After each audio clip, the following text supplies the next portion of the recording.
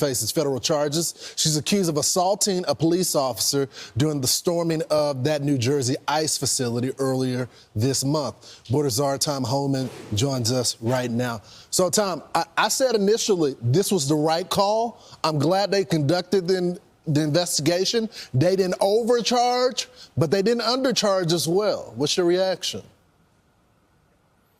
Well, I said from day one, you cross that line, we're going to ask for prosecution.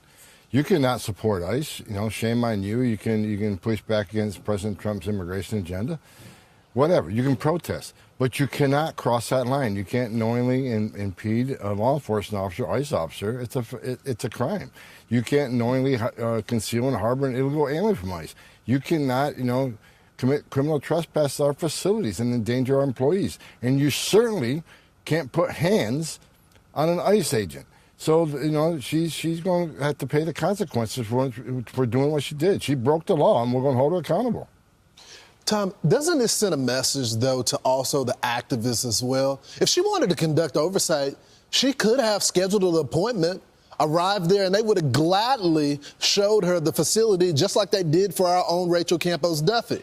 But she showed up with a mob, and they assaulted the cops. Exactly. This is politics. This is politics over public safety, politics over common sense. I mean, that facility is one of the finest facilities in this nation. And ICE will give a review to any congressperson or any news station wants to come in a facility, come on and look. We have the highest detention standards in the industry. That facility puts to shame any other facility in the state of New Jersey, any state or local facility. This facility puts it in shame because of the detention standards are so high.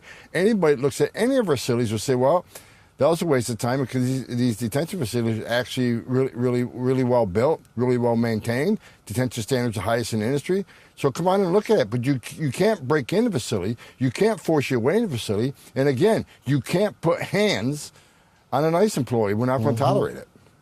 Tom, let's talk about these self-deportation flights. I think the first one arrived yesterday.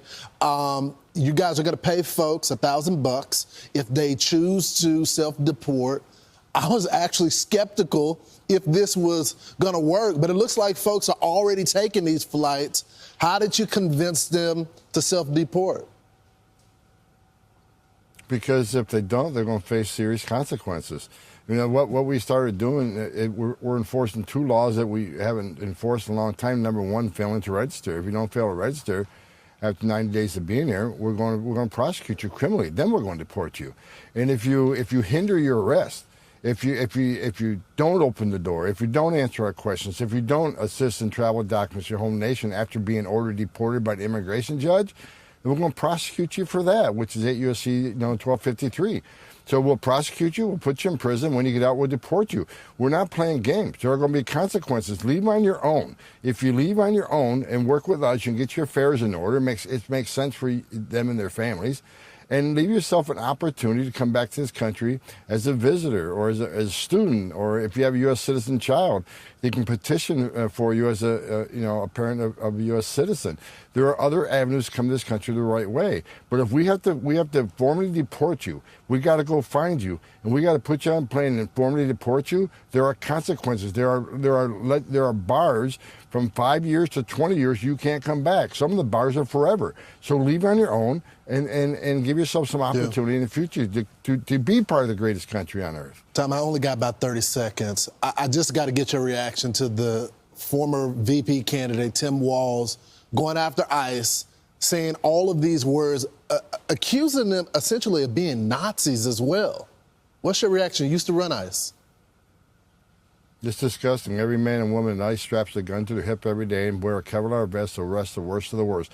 Look at the numbers. ICE has almost arrested about 82,000 people in the United States, taking them off the streets, including his state. We've taken very dangerous people off the streets of his state, made his state safer.